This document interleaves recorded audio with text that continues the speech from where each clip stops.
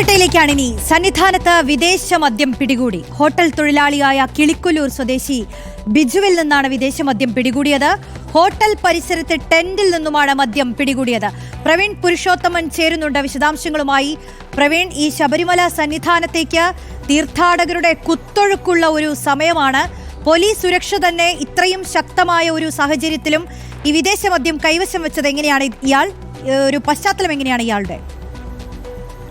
റോഷ്നി, ഇന്ന് വൈകിട്ട് 6 മണിക്കാണ് സന്നിധാനം പോലീസിന്റെ നേതൃത്വത്തിൽ അവിടെ പട്രോളിംഗ് നടത്തിയത്. ഈ സമയത്താണ് അവിടെ സന്നിധാനത്ത് ഒരു ഹോട്ടലിന് സമീപം ടെന്റിൽ ഒരു 51 വയസ്സുള്ള ഒരാൾ അവിടെ ഇരിക്കുന്നത് പോലീസിന്റെ ശ്രദ്ധയിൽപ്പെട്ടത്. ഈ ആളുടെ കൈവശം ഒരു ബാഗ് ഉണ്ടായിരുന്നു. സംശയം തോന്നിയ പോലീസ് ഉദ്യോഗസ്ഥർ ആ ബാഗ് പരിശോധിച്ചപ്പോഴാണ് അതിൽ നിന്നും 4.5 ലിറ്റർ വിദേശമദ്യം കണ്ടെടുത്തത്.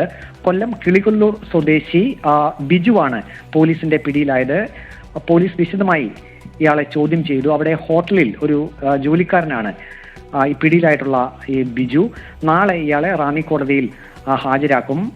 സാധാരണഗതിയിൽ അവിടെ പോലീസിന്റെയും എക്സൈസിന്റെയും വിശദമായിട്ടുള്ള പരിശോധന ഈ സ്ഥാപനങ്ങളിൽ നടത്താറുണ്ട്. അതിന്റെ ഭാഗമായി തന്നെയാണ് ഇന്ന് വൈകിട്ടും പോലീസിന്റെ നേതൃത്വത്തിൽ അവിടെ പട്രോളിംഗിന്റെ ഭാഗമായി പരിശോധന നടത്തിയത്. ആ സമയത്താണ് 4.5 ലിറ്റർ വിദേശമദ്യം ഇയാളിൽ നിന്നും പിടികൂടിയത്. ഏതായാലും പോലീസ് ഈ വിഷയത്തിൽ കേസെടുത്തിട്ടുണ്ട്. നാളെ തന്നെ ഈ പ്രതിയെ കോടതിയിൽ ഹാജരാക്കും.